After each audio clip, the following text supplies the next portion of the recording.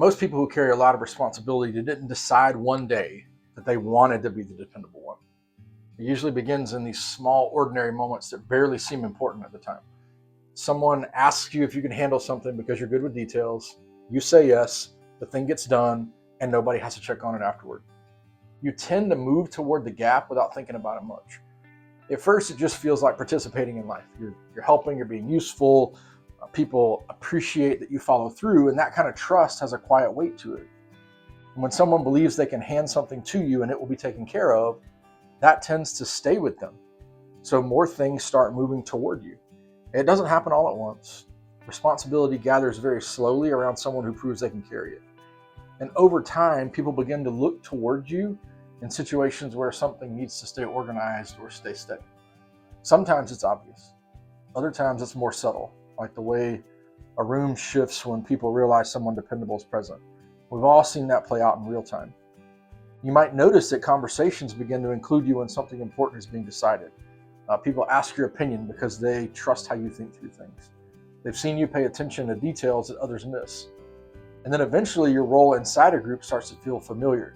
You're the one who remembers things, the one who circles back if something feels unfinished. And none of that feels heavy at first. And in many ways, it feels pretty natural. Being useful has this certain satisfaction to it. When people rely on you, there's a sense that you're doing something meaningful with your time and attention. And most of the time, you handle it well. From the outside, your life probably looks like it works.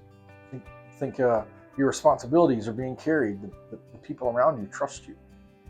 But something else starts happening quietly in the background as that role becomes more familiar. Your attention begins to work a little differently than it used to. For example, a conversation ends, but part of your mind stays with it for a while. And not in this anxious way, it's more like a gentle replay that runs in the background while you move through the rest of your day. You find yourself remembering a small detail someone mentioned earlier, and then wondering if that detail might matter later. The moment itself is already gone, but your mind keeps circling around it lightly, just making sure everything's settled the way it was supposed to. Over time, that pattern becomes pretty normal. You start noticing things without trying to notice them. If the mood in a room shifts, you tend to pick up on that pretty quickly. And nobody asks you to track that kind of thing. It's hard not to see once you're used to paying attention. You might catch yourself wondering whether someone is carrying more than they said out loud. Or a meeting finishes and you walk away with a small list forming in the back of your mind about what needs to happen next.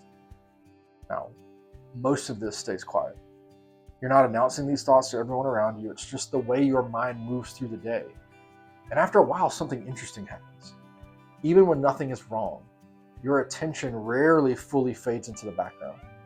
You might be sitting at dinner, or driving home, or finishing up for the afternoon, and part of your mind is still gently looking around the parts of life around you, at work, family, relationships, commitments. Not in some frantic way, but you're just present. It's the same way a person keeps an ear open in a house where others are sleeping. Life is calm, and yet part of your awareness stays lightly awake. If you've lived this way long enough, it can start to feel completely ordinary. You might not even notice how much mental space is devoted to tracking things that other people stopped thinking about hours ago. And sometimes there's a moment where you catch yourself doing it. You're halfway through the evening and your mind drifts back to something small from earlier in the day. Maybe it was a tone in somebody's voice or a situation that might need some attention tomorrow. You weren't trying to think about it. Your mind just simply went there on its own. When that happens often enough, you start to realize that your mind has been living there for a long time. It's not something you consciously trained yourself to do. It just formed over years of being the person who follows through. And somewhere along the way, this quiet assumption begins to settle underneath all of that. It's something that you rarely say out loud. And most people never pause long enough to notice it forming. But if you listen closely, it sounds something like this. If I stop paying attention, something important might fall apart. That thought doesn't usually show up as an actual sentence. It just sits there underneath how you pay attention to the things around you. Your mind keeps this light hold on things because it's learned that steadiness matters. Situations move more smoothly when someone is watching the details. And people tend to feel safer when they know someone is thinking a step ahead, So your awareness stays gently engaged with all the systems around you. And that's not because anyone demanded it, because experience has quietly taught you that things tend to work better when you remain present. After years of living that way of thinking becomes automatic. You walk into a room and your attention begins mapping the environment before you realize it. You notice how people are doing, you sense where conversations are heading. You see small adjustments that might keep things moving in a healthy direction. Most of the time, this ability is part of what makes you effective in your life. People trust you because you notice things. They rely on you because situations don't slip past your awareness.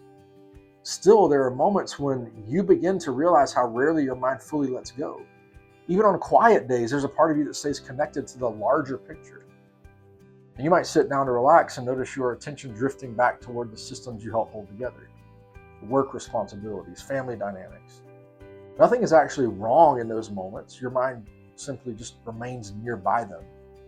And when you pause long enough to see it happening, it can feel a little surprising how natural that's become.